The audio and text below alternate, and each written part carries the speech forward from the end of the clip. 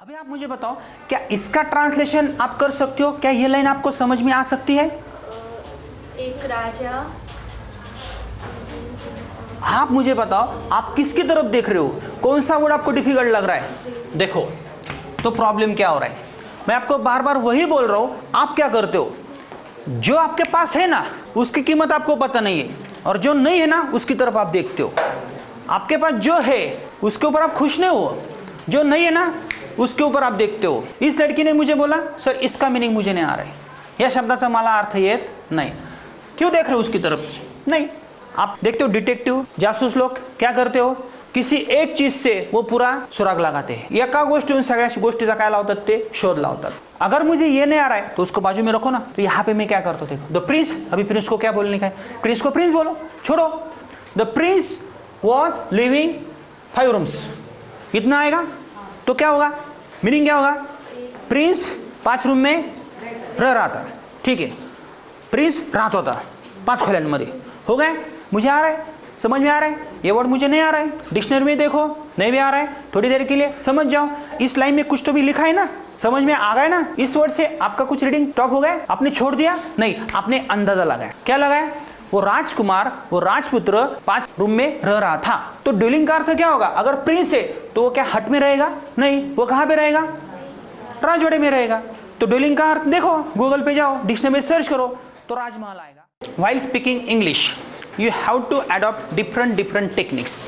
हमें different techniques, different methods हमें use करनी चाहिए। सिर्फ आप डिक्शनरी लेके बैठोगे, आप वर्ड्स आप रिसाइट करोगे तो आपकी वोकैबुलरी बढ़ नहीं सकती है। एक इंपॉर्टेंट टॉपिक आता है वो न्यूज़पेपर रीडिंग का, या कौन सी भी रीडिंग का। हमारा मेन प्रॉब्लम क्या होता है, हम सिंपल रीडिंग नहीं करते हैं। लेकिन बहुत बार ऐसा कहा जाता है कि आपको न्यूज़पेपर्स पढ़ने चाहिए, लेकिन जब हम न्यूज़पेपर्स पढ़ने जाते हैं तो एक प्रॉब्लम आता है, हमें कुछ समझता ही नहीं है, डिफिकल्ट लगता है। और जो चीज हमें डिफिकल्ट लगती है ना वो हम छोड़ देते हैं, उसके ऊपर हम कॉन्सेंट्रेट नहीं करते हैं। अगर आप कुछ सुन रहे हो यूट्यूब पे इंग्लिश का, नहीं समझ में आ रहा है तो आप इरिटेट हो जाते हो। तो मैं आपको ऐसी ट्रिक देने वाला हूं, उस ट्रिक के माध्यम से आप कौन सी भी रीडिंग कर सकते हो, अंडरस्टैंडिंग कर सकते हो।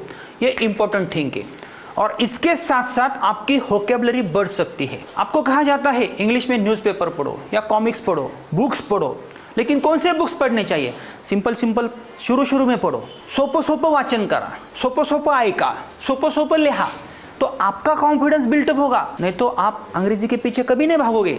जो चीज आपको आती है वही करने में मजा आता है ना, और जो चीज नहीं आती है वो हम कभी भी नहीं करते हैं। ऐसे ही जब आप न्यूज़पेपर रीडिंग करते हो या कोई भी ट्रांसलेशन करते हो, कोई भी न्यूज़ पढ़ते हो, प्यारा पढ़ते हो, तो हमें कई बार ऐसा प्रॉब्लम आता है, उसका सॉल्यूशन क्या है। तो मैं आपको कुछ ट्रिक्स देने वाला हूँ। जब मैं अंग्रेजी पढ़ता हूँ तो मुझे वर्ड्स डिफिकल्ट लगते, समझ में नहीं आते क्या लिखा है, तो उनका अंदाजा करना पड़ता है, त्यांचा अंदाज घ्यावा लागतो। ये न्यूज़पेपर की सिर्फ हेडिंग्स आपको दिख रही होगी, ये नीचे का मैटर आपको नहीं दिखेगा। लेकिन मैं ट्रिक कौन सी देने वाला हूँ, थोड़ा थोड़ा हमें कैसे समझ के लेना है। यहाँ पे मैंने एक वर्ड लिखा है, वो वर्ड क्या है मुझे पता ही नहीं चल रहा है, उसका प्रोनाउंसिएशन ही मुझे करना नहीं आ रहा है। क्या क्या ऐसे कर रहे हो आप, नहीं समझ में आ रहा है, लेकिन धीरे धीरे पढ़ोगे तो समझ में आएगा। लेकिन क्या इसका मतलब आप मुझे बता सकते हो?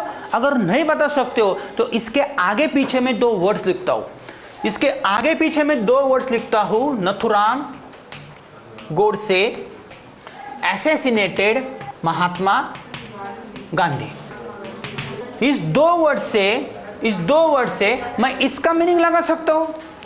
तो मैं क्या कर सकता हूं, नथुराम गोडसे महात्मा गांधी, नथुराम गोडसे महात्मा गांधी, नथुराम गोडसे एसेसिनेटेड महात्मा गांधी। नथुराम गोडसे ने महात्मा गांधी को एसेसिनेट किया। नहीं समझ में आ रहा है, हम बोल रहे एसेसिनेट किया, एसेसिनेशन किया। अरे लेकिन नथुराम गोडसे और महात्मा गांधी का क्या संबंध था? यहां पे एक वर्ड है, मैं गेस कर सकता हूं। तो कोई बोलेगा क्या, पकड़ा, सिर पे चढ़ा, पकड़ ल, मिठी मारली, काय केलं, नथुराम गोडसे महात्मा गांधी, नथुराम गोडसे महात्मा गांधी। अरे क्या संबंध था?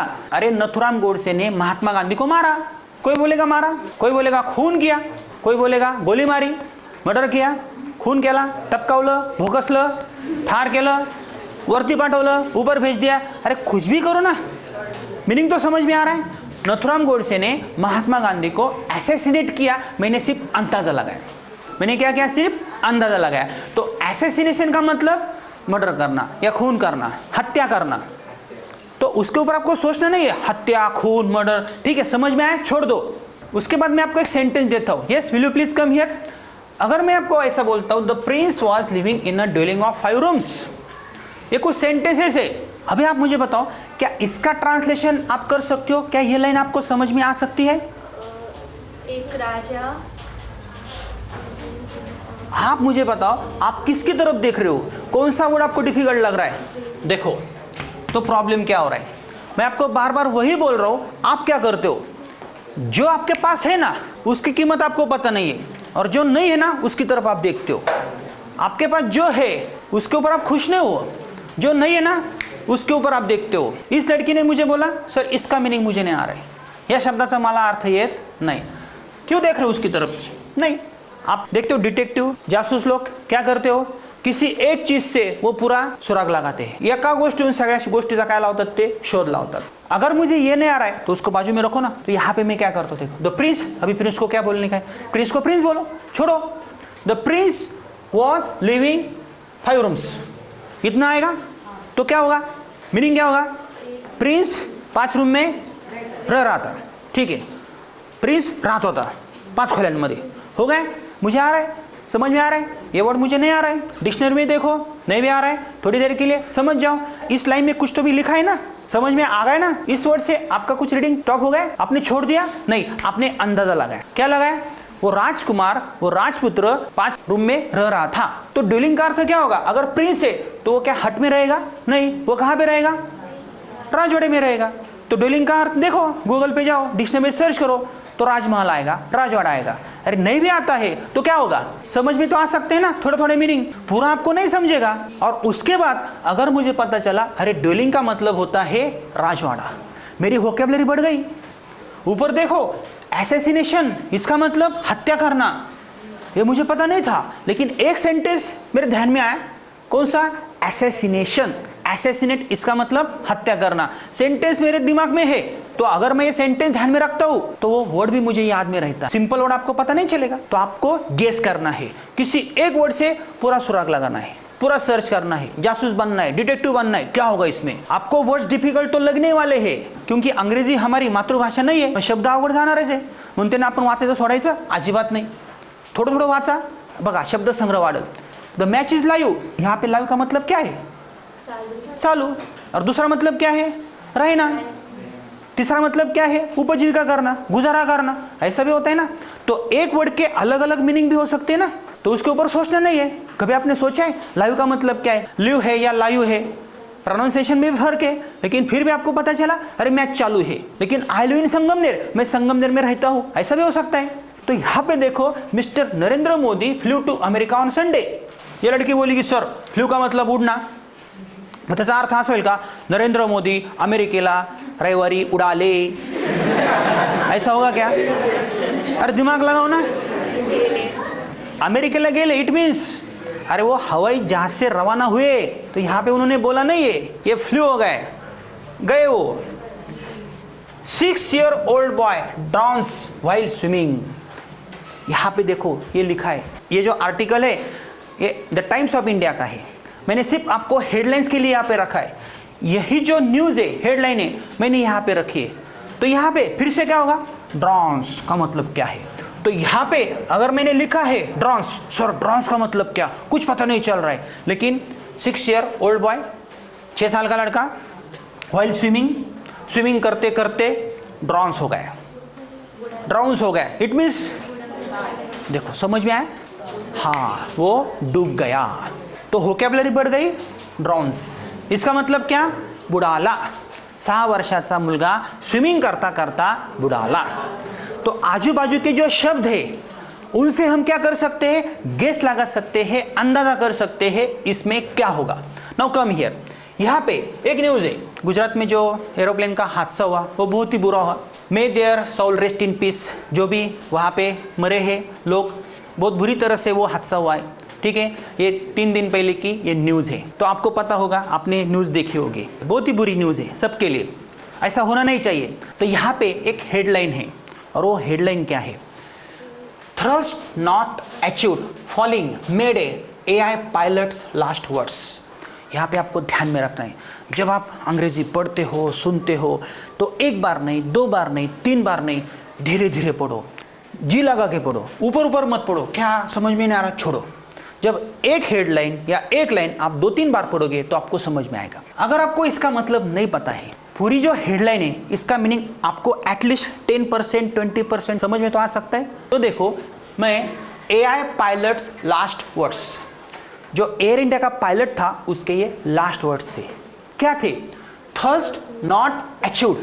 अभी थर्स्ट का मतलब क्या नहीं पता चल रहा है, अचीव्ड का मतलब क्या वो भी नहीं पता चल रहा है। Falling dash dash dash, falling गिर रहे, मेडे मेडे मेडे, वो लास्ट में क्या करते हैं, वो उनका सिग्नल देते हैं, उनका कॉन्वर्सेशन होता है, आपको पता होगा। तो यहाँ पे ये जो वर्ड्स है ना, ये AI पायलट के लास्ट वर्ड्स है, थर्स्ट नॉट अचीव्ड।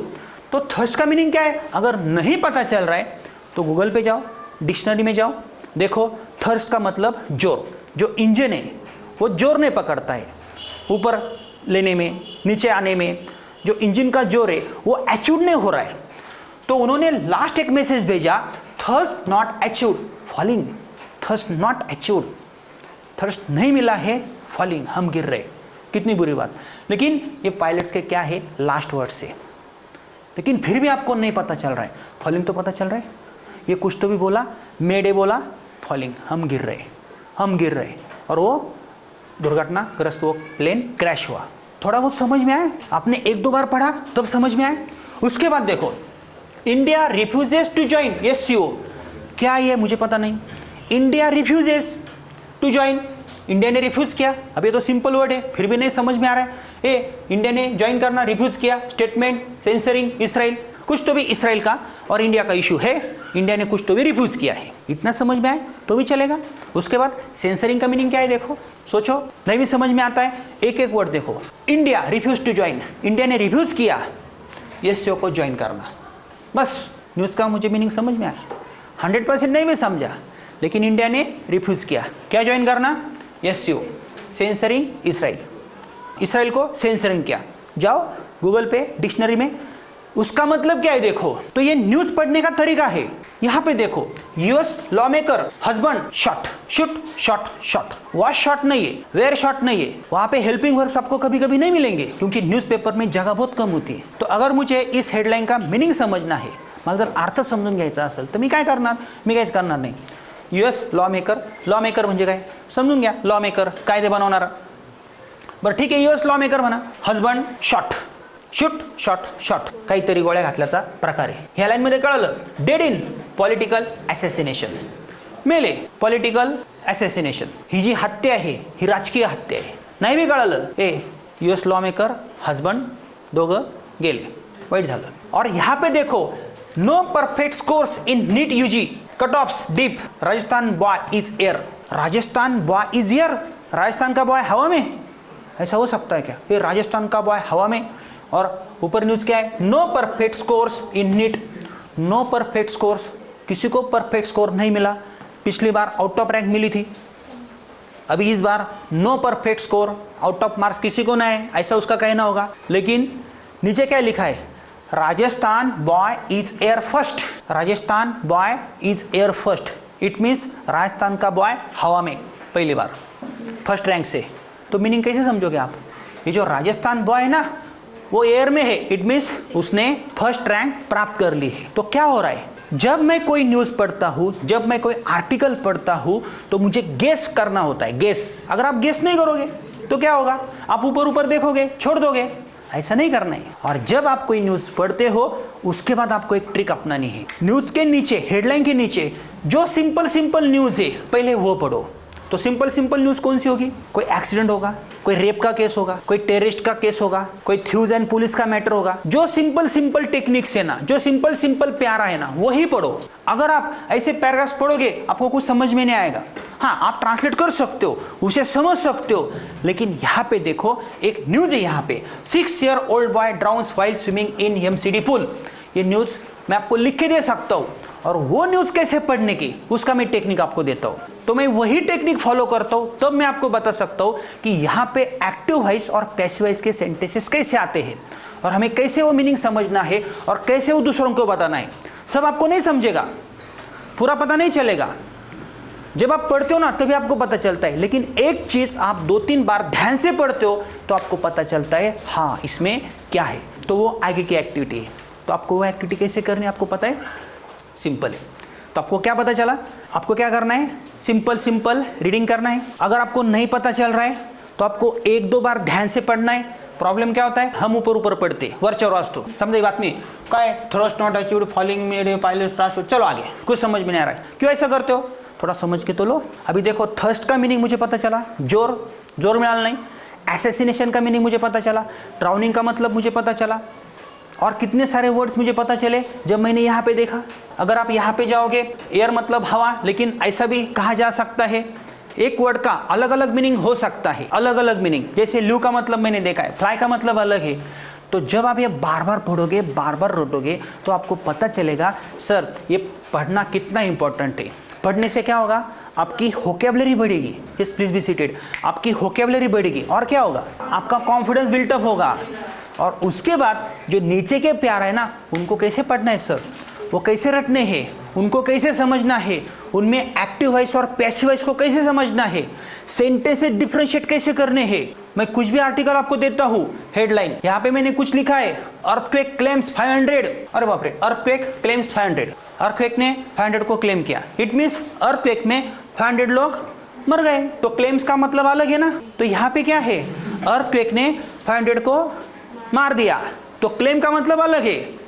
सोचना है, सिर्फ गेस करना है, उसका मीनिंग क्या हो सकता है, डिरेलमेंट डिलेस ट्रेन, कुछ समझ में नहीं आता है सर, डिरेलमेंट डिलेस ट्रेन, लेकिन डिले का मतलब पता है आपको, डिले देर होना, ट्रेन को डिले हुआ, डिरेलमेंट की वजह से ट्रेन को डिले हुआ, नहीं भी कुछ समझ में आता है, मैं इतना हुशार हूँ, मी इतका हुशार आहे, हां ट्रेनला उशीर होतो बरं का, काय कळत नाही ते डिरेलमेंट म्हणजे काय, पण ट्रेनला उशीर होतो, ट्रेन लेट हो गई डिरेलमेंट की वजह से। वो पढ़ना भी नहीं आता है, सिर्फ बोलना है, क्या देरी हो गई, न्यूज़ पता चल गई, ट्रेन को क्या है, डिले। और जब आप डिक्शनरी में जाओगे तो डिरेलमेंट का मतलब क्या है, वो जो गाड़ी है ना पटरी से जब नीचे उतरती है ना, गाडी रुळावरनं घसरल्यामुळं ट्रेनला उशीर होतो। तो अगर आप न्यूज़पेपर नहीं भी पढ़ोगे, हेडलाइंस भी शुरू में पढ़ोगे और उसे समझने की कोशिश करोगे, तब आपको पता चलेगा अरे पढ़ना कितना इंपॉर्टेंट है। लेकिन आप पढ़ते कैसे हो, ऊपर, अरे नहीं यार डिफिकल्ट है, क्या कुछ समझ में नहीं आ रहा है।